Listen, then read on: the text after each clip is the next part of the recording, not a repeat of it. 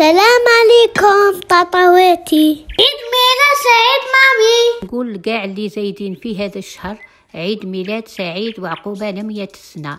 يا صباح الخير، يا صباح البركة والياسمين على أحلى متتبعات قناة جدات آمين. لعشاق الليم جبت لكم هذه التحلية كما راكم تشوفوا بالفواكه بنينة وبيان بريزونطابل، وكما العادة ومحلها عادة نصلوا على الحبيب مصطفى عليه ألف صلاة وسلام. دروك نديروا الكريمة. هنا عندي كاس تاع الماء، نزيد عليه كاس إلا ربع تاع ماء، ونزيد عليه عصير الليم، نتحصل على كاس ما بين الليم والماء، ونزيد واحدة فلون نورة بذوق الليم كما راكي تشوفي، ونزيد نص مغرفة صغيرة تاع مبشور الليم، ومغرفة كبيرة بومبي تاع فارينة، مغرفة كبيرة تاع سكر كما راكي تشوفي.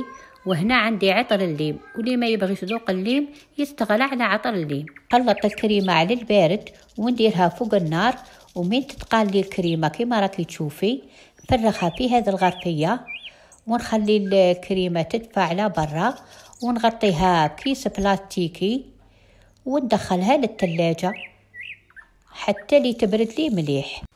لازم تخلي الكريمة تبرد لك مليح، وبعد اللي بردت لي كما راكم تشوفوا ذا كنا نخلطها تخليطة خفيفة بالباتير، ونعمر هذا الكريمة في لابوش، ونجيب الكيسان تاوعي ندير قاع شوي شوي، ما نعمرش الكيسان تاوعي بالكريمة. والكريمه اللي بقات لي كيما راكي تشوفي نزيد عليها 3 مغارف كبار تاع بودره الشونتيي، ونزيد عليها 2 حبات تاع فرماج وشويه عصير تاع الليم، ونخلط الكريمه حتى لي تثقال لي وتضاعف لي. ندير الكريمه تاعي في لابوش، وللتزيين عندي شويه تاع ليفخاز وشويه تاع بانان. نجيب الكيسان تاوعي، وهنا درت الطبقه الاولى شويه تاع كاوكاو اللي كنت قليته وطحنته ودرت له عطر البيستاش.